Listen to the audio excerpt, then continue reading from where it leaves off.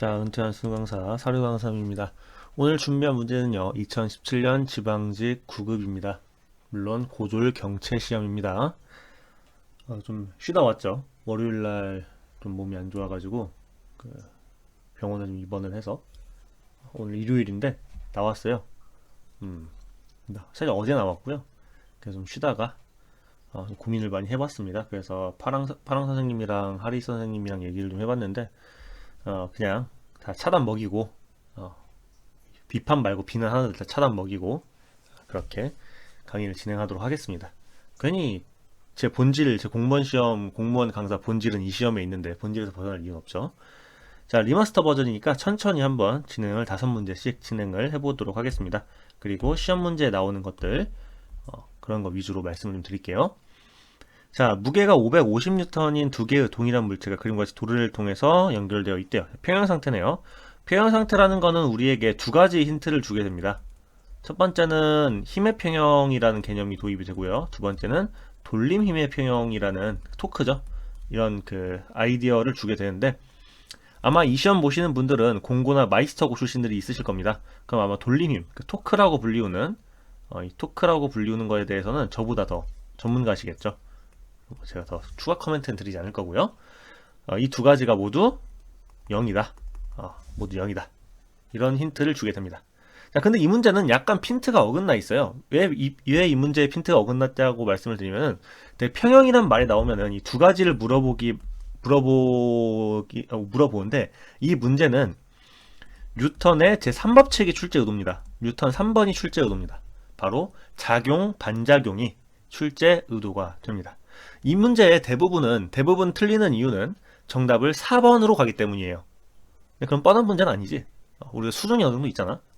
이 문제가 어떻게 본질적으로 뉴턴 제3법칙이 출제 의도냐? 라고 물어보시면요. 저는 이렇게 답해드립니다. 이 문제는 다음과 같은 시스템으로 똑같이 변환할 수가 있어요. 벽에 550N을 매다는 겁니다. 뭐라고? 벽에 550N을 매다는 것과 본질적으로 같은 문제예요. 그리고 여기에 용수철 저울을 재보죠. 그럼 우리는 이 경우에 본능적으로 550이 용수철 저울에 써질 거라는 사실을 알고 있습니다. 자, 그럼 여기서 힘의 상관관계를 분석해 보죠.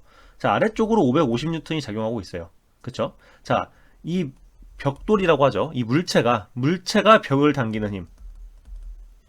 물체가 벽을 당기는 힘. 는 힘의 반작용이 뭐죠? 자, 작용 반작용 문제 어떻게 푼댔어? 내가 이론 강의 시간에도 올려놨지. 링크 타고 가서 봐요. 바로 벽이 물체를 당기는 힘이 작용 반작용에 있는 거지. 주어 목적어 바꿔주면 되지. 그치. 그럼 이 물체는 이 550N의 물체는 바로 이 벽을 550N로 당기는 것과 동시에 이 벽은 이 물체를 550N로 당기고 있는 겁니다. 그래서 이 벽을 치우고 똑같은 힘을 가할 수 있는 550N의 물체를 매달아도 본질적으로 달라지는 건 하나도 없어요. 네. 그렇기 때문에 답은 3번이고요. 이 문제의 본질은 뉴턴 제3법칙이 출제 의도가 되겠습니다. 아니, 강사님 어떻게 그걸 확신하십니까? 이거 옛날 수능 문제 있어. 옛날 수능 문제. 굳이 말씀은 안 드릴게요. 옛날 내신에도 많이 나왔던 문제들이니까 그렇게 알고 계시면 됩니다. 자, 그래서 이 문제는 이렇게 풀어주시면 됩니다. 정작 이해가 안 가시면요, 그냥 외우세요. 550 달면은 벽과 똑같다. 그래서 이건 작용 반작용이 출제 의도다. 그렇게 알고 계시면 될 것 같습니다. 자, 넘어가겠습니다. 이 문제는 그러한 심플한 문제였네요. 자, 전자기파는 2번입니다. 전자기파는 진공에서 파장에 따라 다양한 이름으로 불리운다. 자, 전자기파의 다른 이름이 뭐야? 빛 또는 광자 또는 포톤 또는 일렉트로마그네틱 웨이브. 다 똑같은 말이지. 빛을 입자성으로 보면은 우리가 광자라고 불러주는 거고 포톤이라고 불러주는 거고, 전자기파를 파동의 입장으로 보면은 전자기파, 일렉트로마그네틱 웨이브라고 말해주는 거지. 그리고 이 문제는 외워서 푸는 문제라고 말씀을 드렸어요. 그래서 알파선, 그리고 이 문제는 스펙트럼 문제는, 전자기파의 스펙트럼 문제는 항상 말씀드리지만 가로축이 진동수인지 파장인지에 따라 가지고 이 진동수의 에너지랑 같은 말이지.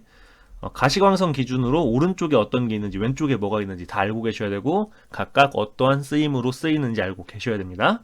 자, 전자기파가 아닌 것은 1번 알파선입니다. 자, 알파선은 뭐야? 알파선이 뭐지? 알파선이라는 거는 헬륨 입자예요. 헬륨 입자예요.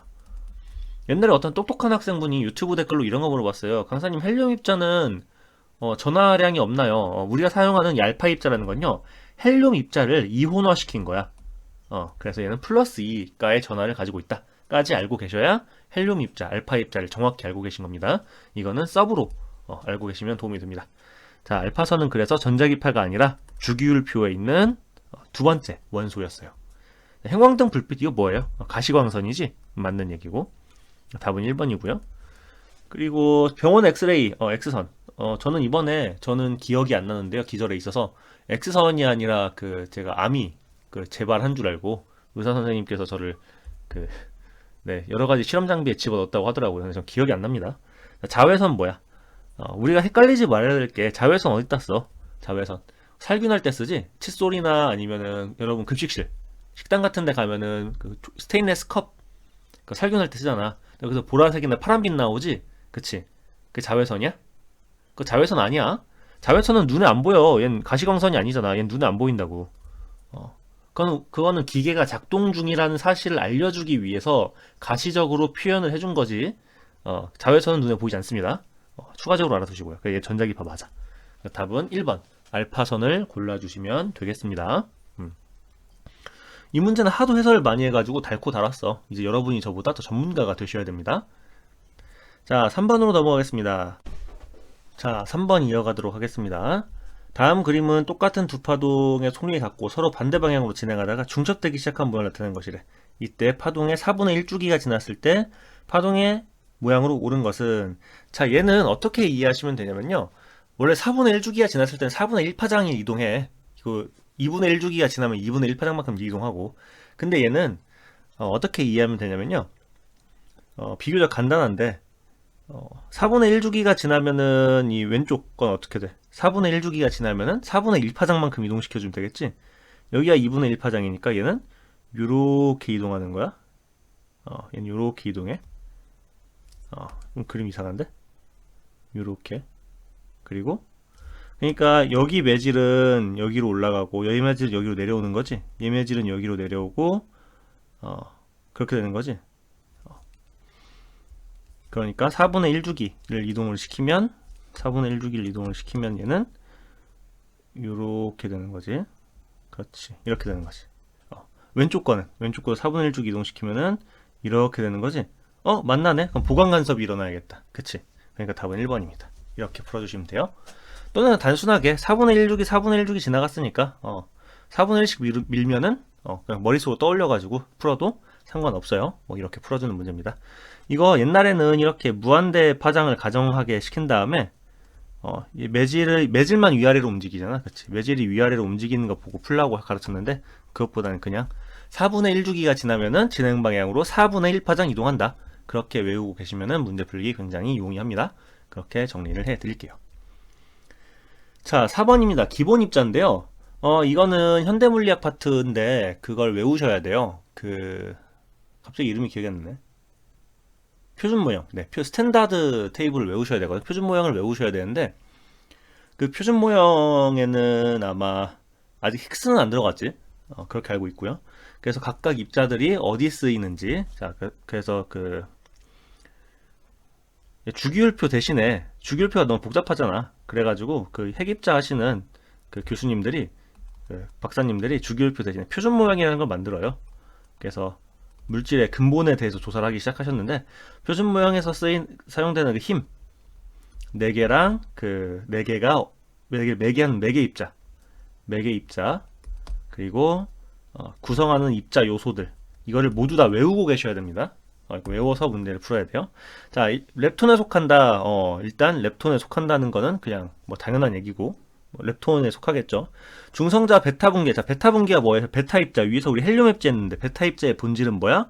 베타 입자의 본질은 바로 전자입니다. 얘는 마이너스 1 쿨롱의 전하량을 가지고 있지.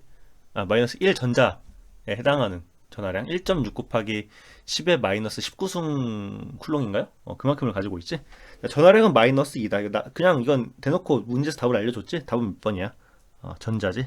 답은 2번 골라주시면 됩니다. 중성자, 양성자, 뮤온은 뭐 그냥 외우시면 돼요. 이건 외워서 푸는 문제니까 그렇게까지 사고력을 유도하지 않습니다. 자, 사실 이번 시간의 하이라이트는 이 5번이지. 사실 이 5번이 어떻게 보면은 제일 중요한 문제라고 할 수 있겠죠. 초점이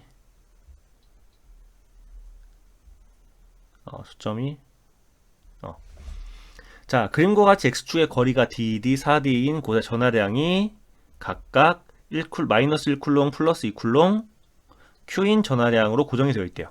전하 q의 크기는 얼마인가요? 라고 물어봤어요. 이건 뭐 물어보는 거야? 얘는 알짜 힘이 0이라는 걸 알려주는 거지. 고정되어 있다. 그리고 x는 0에서 전기장이 0이다. 즉 전기력이 0이라는 사실을 알려주고 있습니다. 그럼 이 가로의 힌트로부터 우리가 수식을 쓸 수가 있어요. 자, 대전된 전하끼리 주고받는 힘을 우리가 뭐라고 불러? 바로 전기력이라고 불러요. 다른 말로 쿨롱 힘이라고 부르지. 얘는 중력과 마찬가지로 R제곱분의 1에 반비례하는 힘이고요. 전하량에 비례하는 힘을 가지고 있는데 얘는 놀랍게도 인력과 척력이 같이 존재하는 힘이랬어요. 힘의 방향은 물론 둘 사이의 직선거리. 그 힘 방향이겠지. 이 K값은 우리가 4파이 엡실론 제로분의 1이라고 쓰는데 얘는 우리가 유전율이라고 부르는 일종의 상수예요. 쿨롱 법칙은 다 아실 테니까. 이 쿨롱 힘이 어디서 0이 된대? 바로 X는 0에서 쿨롱 힘의 합이 뭐가 된다? 0이 된다라는 걸 우리가 힌트를 통해 알 수가 있습니다. 승 아니에요. 더할 합자입니다. 그럼 새 전하가 만드는 전기력을 통해서 또는 전기장을 통해서 0점에 그 합이 0이라는 걸 보여주면 되는데, 자, 전기력과 전기장의 관계가 어떻게 돼? 전기력은 K분의 Q1, Q2 오버 R 제곱인데 단위 전하가 받는 힘 양변을 Q1으로 나눠주면 얘가 2가 되지. 그래서 F 이퀄 Q2라고 아마 외우고 계실 거예요. 이게 무슨 의미냐면은 특정 위치에 어떠한 공간, 제가 이론 시간에도 말씀을 드렸지만 어떠한 공간상에 전기력이 존재할까 전기력이 존재하지 않을까를 파악을 하려면은 여기에 전하량 되게 플러스 1쿨롱을 많이 사용해요. 시험 전하라는 걸 위에다 올려놓는 거야. 그럼 얘가 움직이는 방향에 따라 가지고 전기력이 어떻게 형성되는지, 주변에 전하가 있는지, 전기장이 형성되어 있는지를 알 수가 있는 거죠. 전기장이라는 건 전기력이 미치는 공간이잖아. 만약 얘가 움직이면은 얘 근처에는 전기력이 미치고 있는 거지. 그치? 자, 어쨌든 이 문제를 풀기 위해서는 어떻게 해야 된다? 원점에서 전기력의 합이 0 또는 전기장의 힘이 0인 걸 보여주면 되는데, 전기장을 쓰는 게 유리하겠죠. 왜냐면 지금 원점에는 시험 전화가 없어요. 그래서 저는 플러스 1쿨롱을 여기다가 올려두도록 하겠습니다. 그럼 단위 전하가 받는 힘은 어떻게 돼?